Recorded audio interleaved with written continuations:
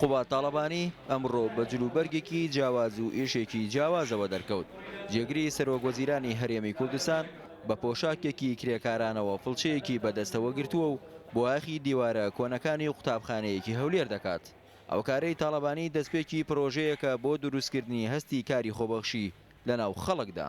ئێمە دەستپێش خەریەکمان کردووە هاتوین قوتابخانەیەکی دێرینی شاری هەولێرمان دەستنیشان کردووە چۆن وا بکەین مامۆستا قوتابی حکوومەت کارمەندانی حکوومەت بێن خۆبەخشانە ئەم قوتابخانەیە نۆژەک بکەینەوە.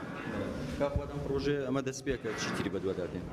وەڵا ئەمە دەستپێکێکە بزانین چۆنە ڕوە من ئەو ڕۆحەتەی کە ئێمە ئەیبینین ئەمڕۆ لێرەیە جێی دڵخۆشکەرە بەڕاستی.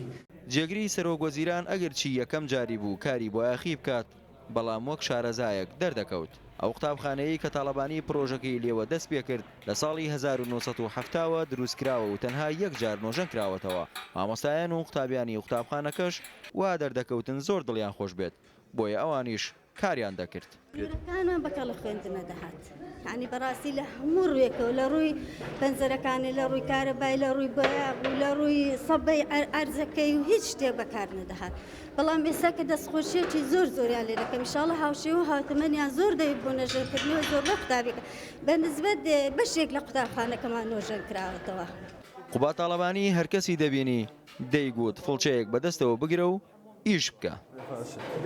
لەسەر داوای قوبا تاڵەبانی جێگری سەرۆکی حکوومەتی هەرێمی کوردستان منیش دەست بە کاری خۆبەخشیەکەم.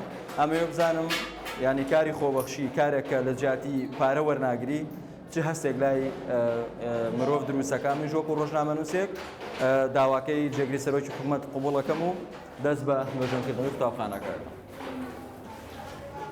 داواکاریەکەی جێگری سەرۆکوەزیران زۆری پێنەچوو وەڵام دەرەوەی باشی هەبوو. ئەم سێ هونەرمەندە هاتوون بە خۆبەخش چەند وێنەیەک لەسەر دیوارەکانی قوتابخانەکە بکێشن.